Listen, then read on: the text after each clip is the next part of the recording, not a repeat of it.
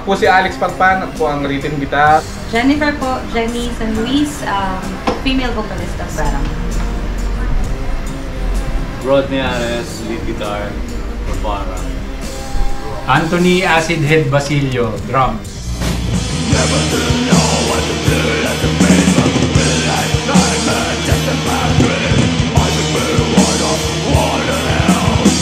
Remember this old man.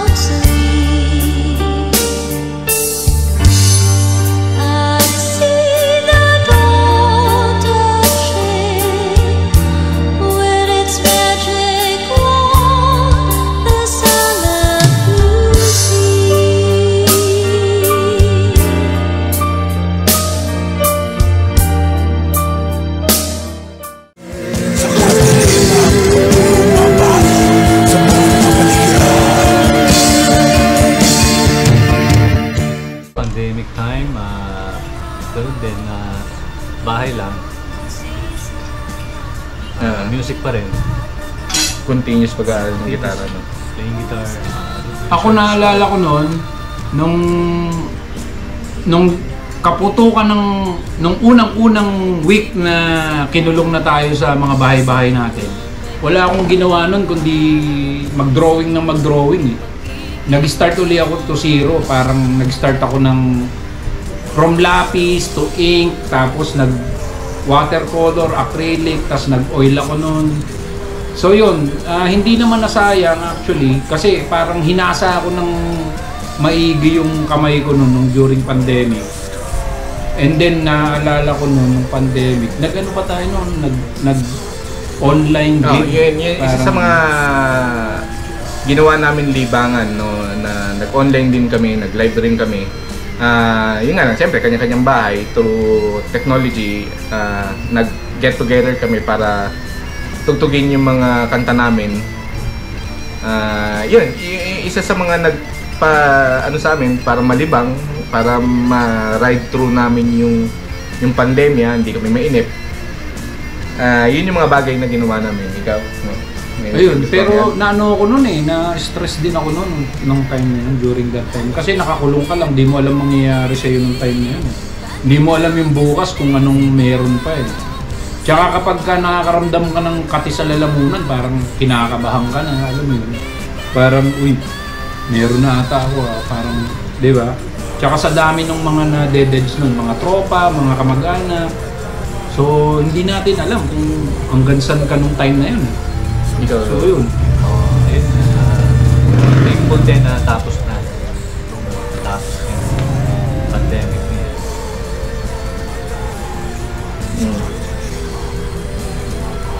Marami rin yung tago. Marami oh.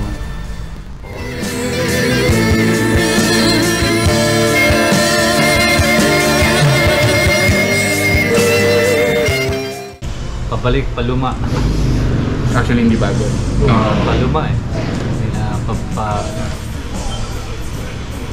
Kasi ngayon nag-ano ako na jazz, gypsy jazz, and American jazz ng mga 1940s, 30s, 20s. Yun yung mga research ko ngayon. Yung rockabilly, ano ba yun? 50s siya. 50s, no? 50s. So, yun, nagawa ko naman yung mga 50s style na ano. Parang feel ko na yung mas luma pa. Kaya pababa ulit. Research ulit. Ako naman, marami. Ganun pa rin, syempre, death metal, gothic, experimental. Pero sa ngayon, syempre, dahil sa trabaho ko siguro, iba't ibang music na rin. Lalo ng jazz, mga classical music. Dahil sa involve ako sa isang grupo na yan ang tugtog. Ikaw, Anthony? Wala, yun lang din. Yung huling mga influence natin ang pinakikinggan ko. Hindi naman ako ano rin. Pero nag-mellow ko talaga. Hindi na ako yung nakikinig na ng mga death metal na may Pero minsan, any music na rin. oh, New wave, rockabilly. During my early days ng 80s. Di pa ako nagbaband nun. Listener na lang ako ng mga bands. Sa gothic, kaya ko na-discover ang gothic. Actually, ang gothic kasi 80s. 80s may gothic na, Susie and the Banshees. Siguro sa ganun nga, sa bands na rin ng mga post-punk.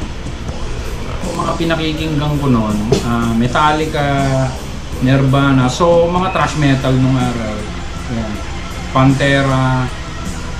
Yun yung parang pinaka-influence ko talaga nung una. So idol ko nun si Ulrich ng Metallica. This video is sponsored by Stabbed by Lilith Piercing. Hurry, get your dream piercings and avail our promo. Get 3 piercings for the price of 999 pesos on 2 ear piercings and 1 face piercing of your choice.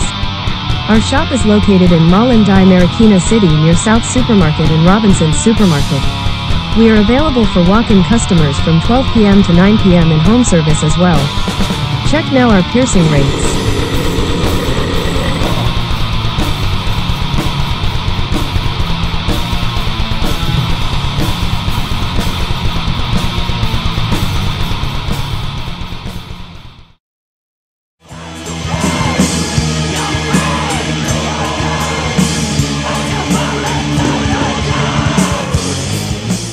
History ng Barang. Ang history ng Barang actually nagsimula kami around 1990. Kung ako nagkakamali, 1992, 1993. We first started ang ka-member original lineup namin is si Bong, yung namayapang Bong Pascasio, Dennis. si Dennis Abadon, Tsaka yung Iconoclast, si Iconoclast, di ba yun yung drama? Si Mark Cano. Mark Burton, oo. Tawagin siya Mark Cano. Mark Burton. Oo. Then nung naghiwa-hiwalay kami dahil si Bong nagbuo na ng Green Department, doon muna nahinto yung Barang. Then one day pumunta sa akin si Anthony at nag-decide siya na buuin namin ulit. Ano yung history nun? That time, ang banda ko noon is Tantalus. Kami rin ni Rod Mijares noon, Tantalus. Ngayon, nag-disband kami kasi nagkaroon na rin ng banda si Ronald noon. So wala na kaming mga banda noon. In-approach kita. Sa kay Janel lang. Si Janel lang pakilala sa akin. Hindi ko na matandaan yung banda ni Janel eh. Pero yun, nagpakilala sa akin si Janel. Then yun, nag-continue kami as a death metal band, tama? Death metal band, nung 1992, 93, mga ganyan. So, then after nun, siguro hindi man nagsawa, pero kumaga naghanap tayo ng bagong klase ng music So, naghanap tayo ng vocalista babae, which is si Jenny. Si Jenny na ba agad? Si Jenny na agad. Then, doon kami nagsimula magsulat ng kanta, ng mga original.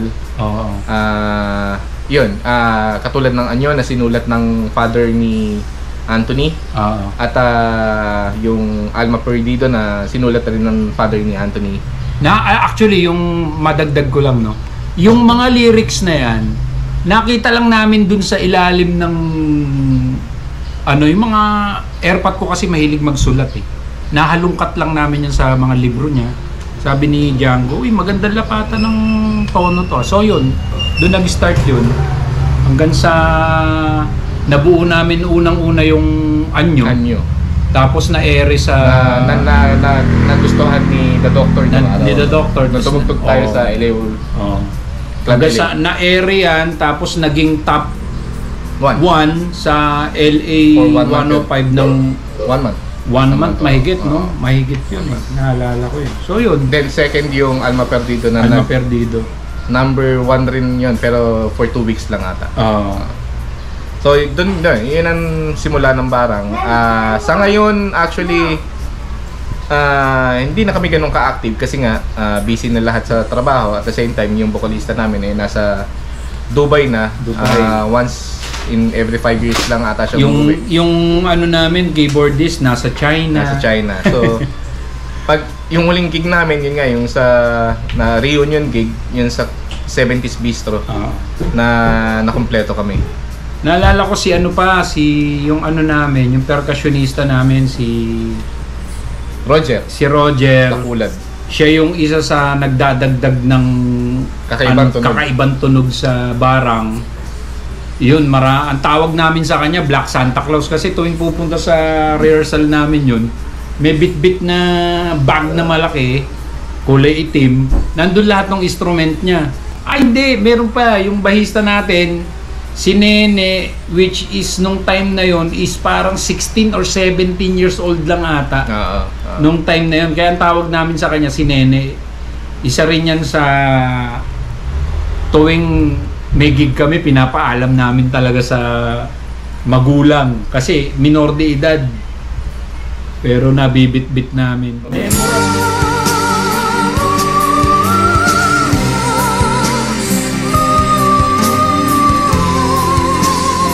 Kay ikaw? Wala akong kilala Ikaw? Parang lang. Ayun, sila KNK, Death After Birth, sila Iconoclast, diba? Scam, Daipago. Siguro sa mga gig. Mga gig na rin. Parang ba yan? Hindi, yung mga ibang banda. Ibang banda. Siguro ganun. Kasi syempre, kunyari, may gig. Production. May event sa, halimbawa, sa Club Dread. Sa Club Dread, siguro, pag kunyari, may event sa Club Dread, nandun ang banda, syempre, since na tumutugtog kayo lahat, pagkatapos, Marikina, yun. Yan ang ugat, Marikina. Actually, Marikina, Santa Mesa, kasi Kipong. Then yun, may mga nai-invite na banda, doon na kami nagkakilala. This video is sponsored by Noise Then Music Studio, Lights and Sounds. We are located in Bawang, La Union. We accommodate weddings, birthdays, debut, music video production, seminars and many more. Message us now on our Facebook page for your video and audio needs on your special events.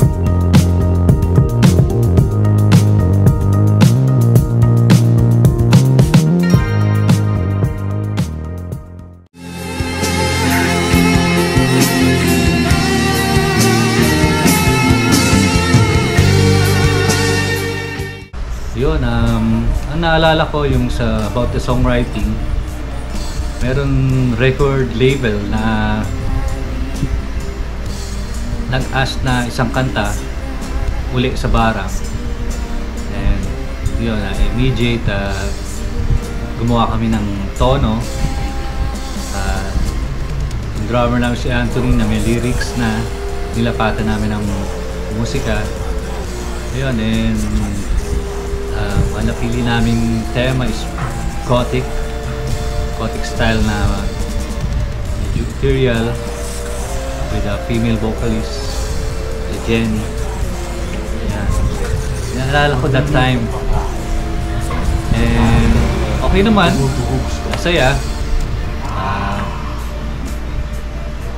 Nagbunga naman yung song sa naging number 1 sa LA 105 during the early 90s. Anyo by Barang. Yun ang mga naalala ko that time. Sa Bicor naman, humingi uli ng another song for compilation ng bands during the 90s. Tunog Tone Deaf ata. Tunog Tone Deaf and Alma Perdido ang third na, no?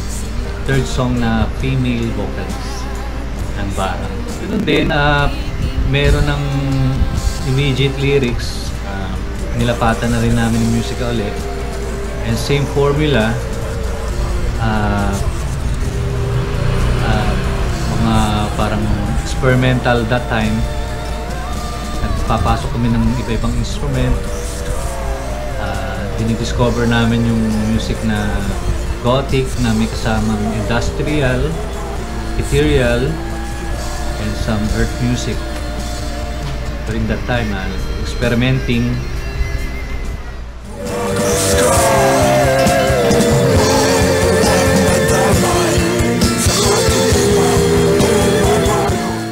Ngayon, yung challenges namin noon,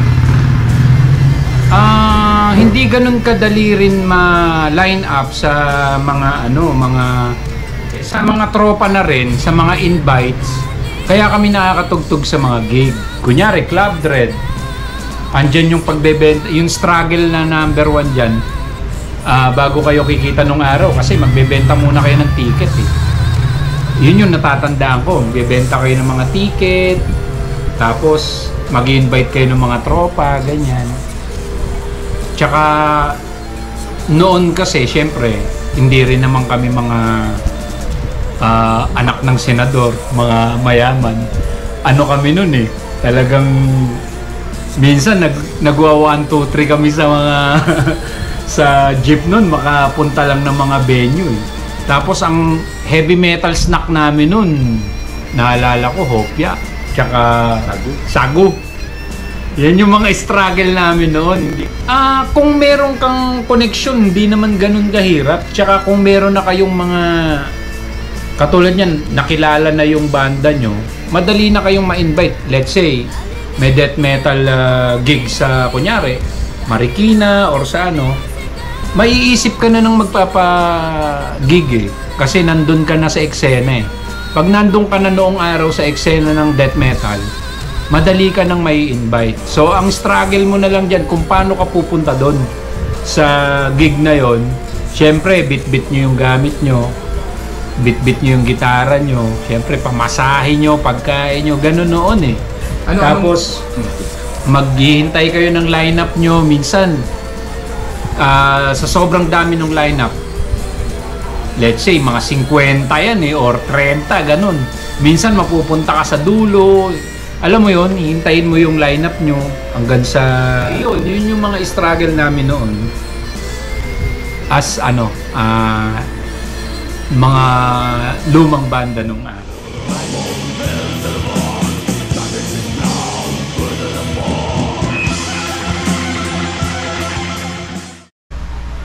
Yung kasama natin sila Bong sa Lipa Batangas. Naalala ko yun. Sa cultural center. Oo, habang bumabiyahe kami, nagkukulitan kami sa van nila Peter, nila kulitan kami niyan sa van, pucha, hindi ko makakalimutan yung pagpunta pa lang doon kasi napakalayo. Harutan kami sa van, lagi kong tinatanong si Peter na, pare, malapit na ba?